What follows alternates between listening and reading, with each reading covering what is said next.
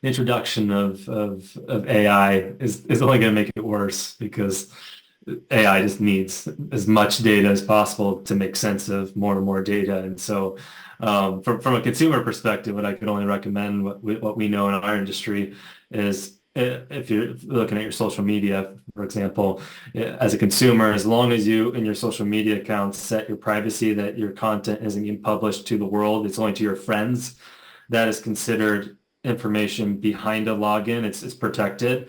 And companies like ours and the big companies, we don't scrape that and we can't. Let's learn how our next guest gets up, dress up, and show up on purpose. Enjoy the episode.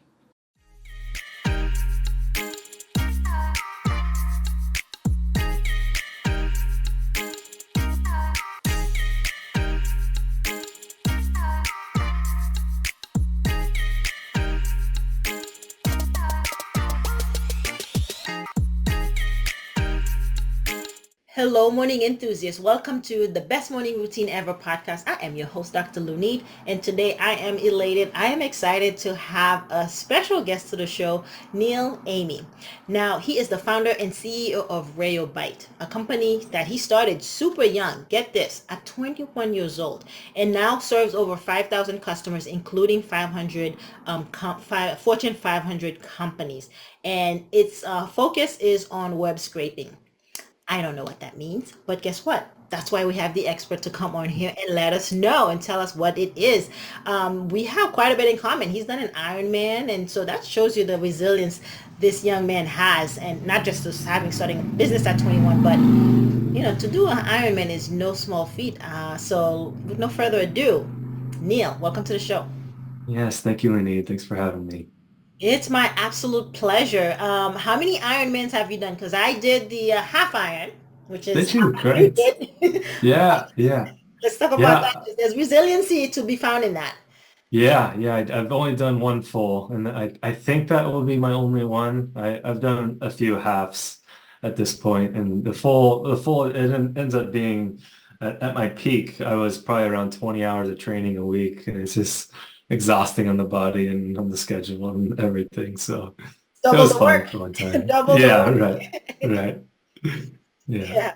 Yeah. So at 21, I'm curious to see what was going through your mind because at that age, not a lot of people are thinking about starting a business. So walk us through what was happening in the young 21-year-old Neil. I was not either. I was thinking about girls and drinking beer in college, if I'm being frank. But I had always been doing different, mostly in the SEO sphere. I made my first dollar online when I was 14, 15. That was 15 years ago, so 2009.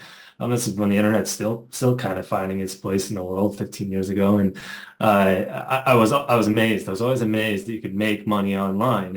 And so I was always just trying different ideas. And the current company as it exists now, so at age 21, that's 9 years ago, it was kind of idea 100 out of all of them. I tried something, it would fail, or it'd make maybe $1,000 or maybe like $50 a month, and you'd be like, oh, I was excited by it when I was in high school and then college. Like that little bit of money was just exciting. And so it's just idea after idea after idea. The $50 a month would pay for the next idea, and that would pay for the next idea, and then finally this idea, our current company, it was just another idea, like, oh, let me try it. And within the first 3 months, we went from $0 to $100,000 in revenue. And then year one, the first 12-month period was 1.1 million. Year two was almost 3 million. So it was just like whoosh, and just took off.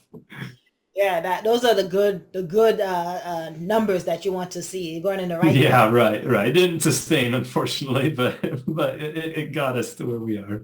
Yeah, and I love that notion of trying and failing and then trying a new idea and then just kind of finding the one to kind of stick with and grow it, which you did. But I'm sure there were some initial challenges you faced. Walk us through what some of those were. Yeah, well, I didn't know anything.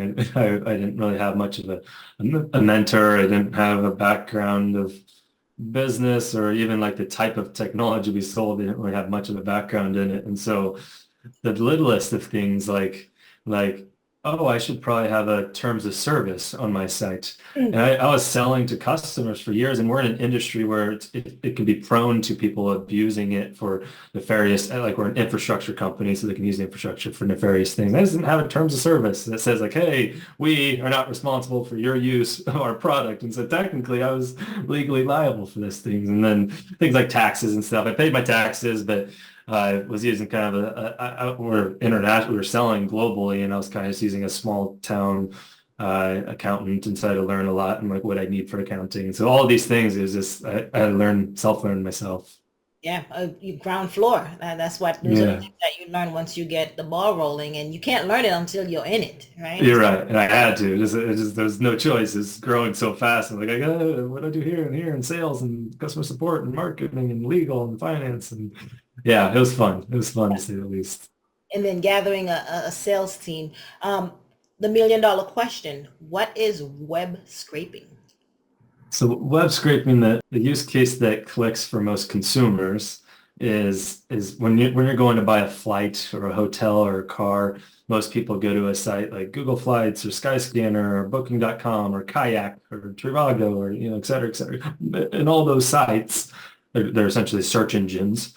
When you're going there, you, the consumer, are typically looking for the cheapest price in most cases, or filters and functions and stuff like, and that's what those sites offer as a value to you, the consumer. And so you, the consumer, going to the individual Hilton site, the individual Marriott site, the individual Best Western site, et cetera, et cetera. And so the way that those companies, Booking.com, Google Flights, et cetera, the way they're getting that data is via web scraping. So web scraping is a verb. You do it, which is a software that goes out and grabs the data from, say, a Hilton website or from a Delta or a United site. It goes out, brings it back to your database, so Booking.com or Google, and then displays it to you, the consumer. So you, the consumer, get the cheapest price possible instead of having to manually go to Delta site, United site, Southwest, etc.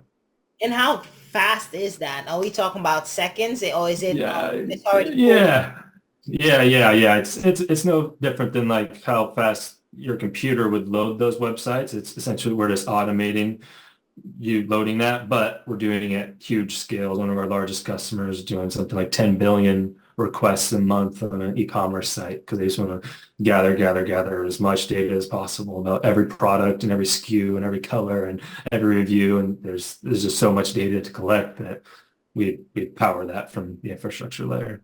Mm. Tell us about well, you started this.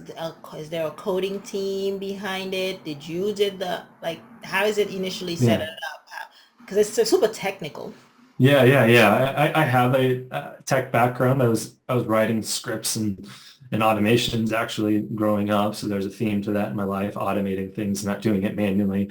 And for this, and I have a computer science degree in college. And when the company took off, it was my last. It was by fate. I really do believe it was my last 3 months of college. As I said, I didn't have any ideas in mind, but I wasn't making enough money that was sustainable. So I had pressure from the family system saying, hey, Neil, you're going to get a job. I'm like, well, I really want to have my own company, but it wasn't making enough. And again, this was just like, it wasn't like a pressure. It was just like, oh, let's just try this next idea, I guess. And I just kind of tried this next idea and then poof, it took off. So by fate, that last 3 months of college, it took off and I'm like, okay, this is my full-time job. And the way I approached it was, I mean, I'm technical enough.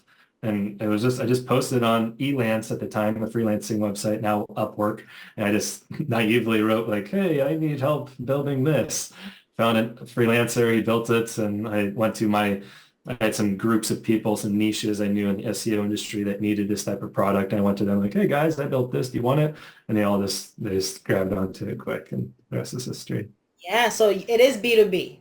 You have the model for B2B. Uh, no, from our customers, you mean? Yeah, so you have a direct to customer, or you selling to businesses Yeah, yeah, like both. We have kayak. customers. Right. Yep. We have customers that pay us as little as $2 a month, all the way up to we actually have Fortune 500 companies that we work with and other public companies. So it's the whole range of it. Yeah, that is fantastic. Let's talk about the services that you offer to these customers of yours. Yeah, so there's kind of two buckets. There's the IP address, the proxy side of stuff. And for consumers, a lot of consumers know what a VPN is. You see advertisements about VPNs, there's Super Bowl commercials like NordVPN, things like that. A proxy is basically like a VPN. There's a little different technology underneath, but what it essentially does, just like a VPN, is it lets you as a consumer, anyways, if you were to use it, could change your IP address for anonymity so that websites can't track you. They won't right now if you go your IP address to Google, they'll follow you and follow you around the web and they know that IP, so you can use a different IP to basically mask who you are. And then also for like changing your location. So if you travel overseas, a lot of times like VPNs are used for this, where you want to log into, let's say, your US bank account or your Netflix, you need a US IP to do that. And so that's where you turn on. So that's what we kind of do on the proxy side. We don't on the consumer side, we don't have too much business in those examples, but that's where consumers can kind of understand what an IP address is. What a proxy does is it was anonymity at the end of the day. And so I gave that example of one of our customers doing billions of requests on an e-commerce site. Well, if an e-commerce site sees your Looney's one IP address hitting it a billion times, is going to say, hey, what's going on here? Why is there a billion requests coming from this one IP? And it'd block it, it'd ban it.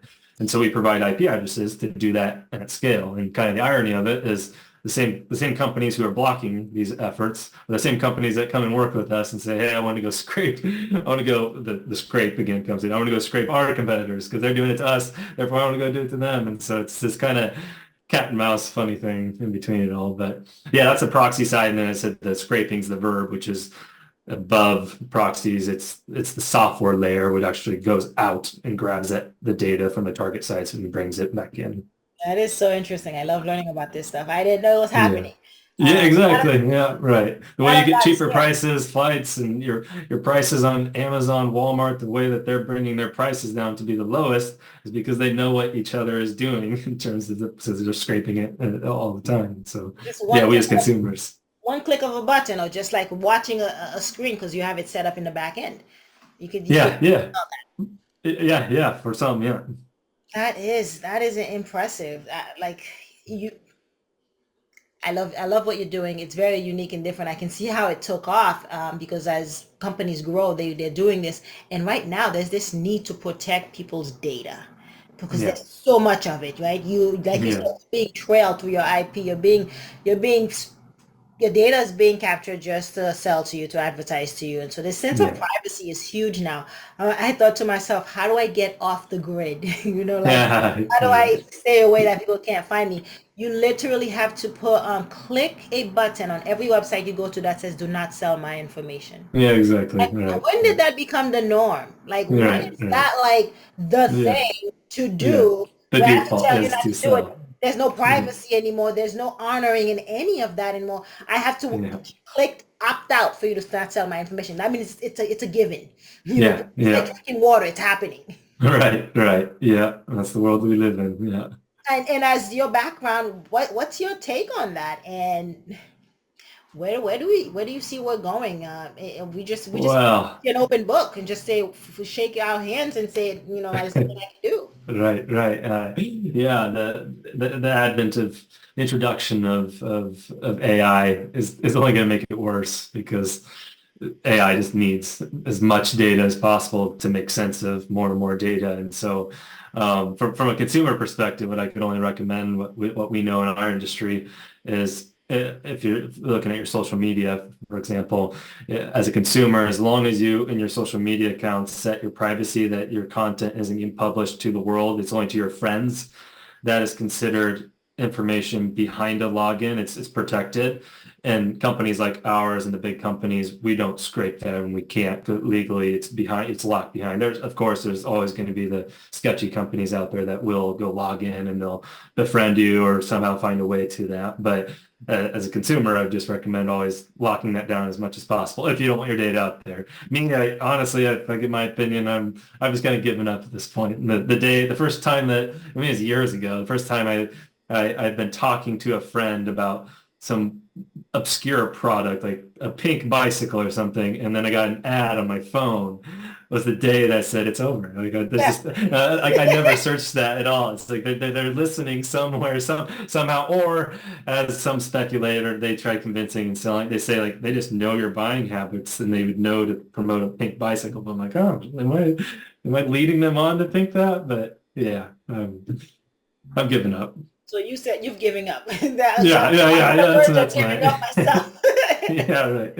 But I do like the advice of only sharing content to your friends. Because honestly, we share it to the world because we're hoping to get more likes, we're hoping to get more Hmm. followers, but we don't, right? Because Yeah, because they don't really share it outside of your circle to begin with, or you got to really put SEO has to be part of it. There's a lot more work that has to be done for it to go outside of your small little family yeah, and friends yeah, yeah. network. Bingo. So Yeah, it wouldn't hurt to just only share to those that you have already yeah, are friends with. So exactly. I'm going to do that. That's if I can help in any way. I'm not ready to jump to throw my hands up in the air and give up Yeah, you're just right. yet. So I will give that a shot.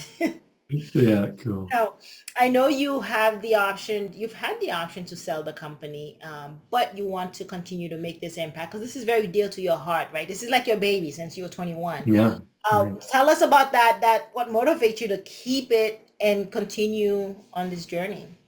Yeah, it's two things. One honest part, which is it's a struggle that I think a lot of entrepreneurs face, is selling the baby. It's like I didn't know what I'd be running to. There was nothing clear in my mind, so all I'd have is money and nothing to do. And so that was a deterrent. But I also knew what I was running from. There were some culture issues in our company, and I just kind of wanted to be done with it. And I said, you know what, I don't want to be, that's not who I am to just run from something. And so I did the necessary things that needed to happen to get our culture kind of reset and really found a purpose with our company, which is prior to that, well, our company's 9 years. For the first 3 years of the company, I was living with purpose because I didn't know any better. I was just naive. And what I was doing is just, I was an inventor. I created new ideas, new thoughts, and we were always just trying things. And then we kind of, quote, grew up and I bought into this idea of growing up, maturing, stabilizing our company and stuff. And yeah, our results were kind of okay, but it took out the spirit of the company. And so as we now kind of reclaim that with the culture reset, I'm really here to use Rail Bites as a platform. I think businesses themselves, this is just my opinion, can be used for bad, neutral, or good. And bad and obviously illegal or unethical things, but a lot of businesses too just care about money, only profit, profit, profit, profit. And there was different points in our company history. That's all I was caring about too. I kept telling our company, we're going to be $1 billion startup ideas, but we're going to be worth $1 billion. Wahoo. And I realized that's the wrong way to look at business. I want Railbite to be a voice and a platform for doing more than just profit. And so one thing that we're living true to now is it's the theories of conscious capitalism. It's written by the Whole Foods CEO. And it's his framework and just way of thinking that there's more to a company than just profit. Yes, profit is important, but so are customers, so are employees, so are vendors, so is our community, and so is the environment. And he talks through why these six stakeholders should be evenly treated. And that doesn't mean profit. This isn't a kumbaya that we just want to help the environment, et cetera. Like profit's important. It's one of the stakeholders. So you should treat it with respect. But spread that out and do other things. And so that's what I'm here for today is to try doing more good and leave the world a little better off than when I came here. Yeah, tell us about some of the stuff you are doing to impact. What are some the conscious capitalism? I know one of them. There's another one. It's called CSR, corporate Hmm. social Corporate responsibility. social responsibility. Sure. Yeah. Yeah. Yeah. One thing, it's not announced yet, but we plan to do some big environment impact here, and that's coming by the end of August. So that's that one focus on the community side. One thing we have done, and this is kind of before, it was just kind of true to us, and now we're kind of more writing it down, which is we we have we have 16 guys full-time team members who've been one guy's been with me since almost the beginning, like 8 years. They're from Ukraine. And when the war broke out, it was a very, very difficult period for us. And we raised like $20,000. Our company matched a lot of that. We paid for the guys to get Airbnbs. We got them armored escorts out of Kiev when the first invasion broke out, got them to the west. And so when we think of community, the community stakeholder, it's that. And I don't have it exact words, but it is that. It's helping people in need, especially our team members and their communities, and in that case, helping them get out. So we're still trying to figure out what that looks like more consistently. But and then as you go to employees, well, they're employees as well, so that was kind of a win-win. And then other things we do for our companies, maybe nothing special, but just professional development, team trips, so on and so forth. And then customers is probably the one where, again, this middle year of our company, we saw customers as a KPI, as a number, as a chart. The first 3 years of the business, I was doing customer support for the first probably 1.5 years through this up to maybe like 2 million a year in revenue, probably 500 some customers. And I was doing all the US daytime, and eventually I had to hire at nighttime because we had so many customers, but I just wouldn't let go. I had to be the one talking to customers. And for the first few years of the company, that's how much I cared. And we got so big, I couldn't do it anymore. But then we also started looking at them as KPIs. And so now I'm trying to get us back to those roots of seeing customers as another human being at the end of the day, which is what they are. Not an IP address. Yeah, yeah, yeah. Right. That's impactful. Thank you for sharing that because it just put added insight to how to build the culture. Because it starts from the top down, right? And it's about the giving. It's about caring about not just your customers but also profit. The top to bottom culture and behavior, and that stuff you kind of learn as you see the need to it, right? Because then you're evolving as your company evolves. Because Jim Rohn has a saying that says, when you grow, your company will grow. Yeah, right. It's like Yeah, you've had to undergo that level of growth to yeah, get to the next level, considering you didn't want to just walk away while it had cultural issues, because then that would affect the company long term. right. Yeah, But it's a big exactly. piece. It's a big piece, the culture Yeah, within our company. absolutely. Yeah. Yeah. Now, I know you've had, we're going to talk about your morning routine, and I'm curious to see how meditation plays a role. It plays a role in it because I know you had a 7 day silent meditation. Yeah. That, like, that alone is like, that's huge. So walk us through how meditation is part of your morning routine, how it helps you get up, dress up, and show up. Truthfully, I probably don't meditate. I meditate in different ways. I've oscillated in terms of what meditation looks like to me. Today, my meditation 7 day was is. enough. 7 days was enough for you, huh? Yeah, right. Never again, right. No, no, I'd probably meditate maybe 10 minutes a week only now in like the literal sense. But my real meditation these days is running. I'm really big into running now, just simply running. And so I'll run every other day for pretty long distances. And that's where I don't listen to music. I just in my head on the path in nature. But then I mean, my also another form of meditation is journaling. I'm an avid journaler to ask like, why do I feel this way? What happened here? What can I learn about this? And that's a self-reflection, meditative state, in my opinion. Yeah, thank you for sharing that. As a triathlete, I'm not surprised about the running. As Yeah, yeah, long distance yeah. running. So let's talk about other aspects of your morning routine that kind of primes you to set the tone for the day for the rest of your team. Yeah. The one and only thing I do now is over time I found something that resonated with me most, which is a structured. It's on my computer now. I don't handwrite it anymore, but it's a structured template that I copy and paste every morning, every morning. And what it has is three things I'm grateful for. It has a stoic mantra that I read and write just a sentence about. There's these three different virtue buckets that I learned from this program called Optimize or Heroic, which is your energy, work, and love. And I write down my virtues and what I'm going to do for those each day. Energy, work, and energy, more kind of workout, work, obviously, love, family, girlfriend, things like how am I going to show up and be the best for them that day. And then the final thing is I write basically 1 through 5, 3 being normal. How do I feel this morning? And I just write a number, and then I write how. Sometimes I end up writing for 2 hours and I'm like really confronting something, but most mornings it's like, I feel normal, blah, blah, blah, excited for this today, blah, blah, blah. And doing those things every single day. Oh, and in front of me, I have my monthly goals as well too. So just every morning I'm reading those same monthly goals, and doing that, I feel like just kind of centers me across all buckets of my life. And if I do it every morning, it keeps me on track. Very nice. Are those personal goals, business goals, monthly goals? Both. It's put into, I mean, just some bullet points, maybe eight bullet points, some like sub bullet points, usually like 3 or 4 main goals with some sub bullet points that I want to accomplish that month.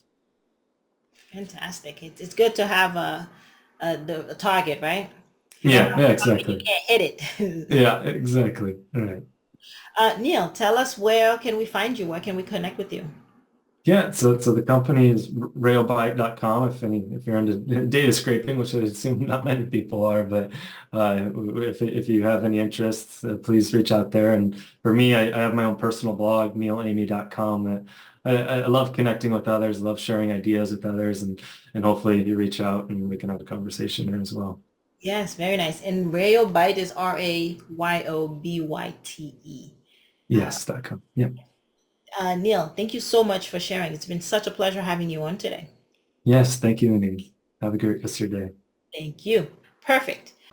Hope you enjoyed today's episode.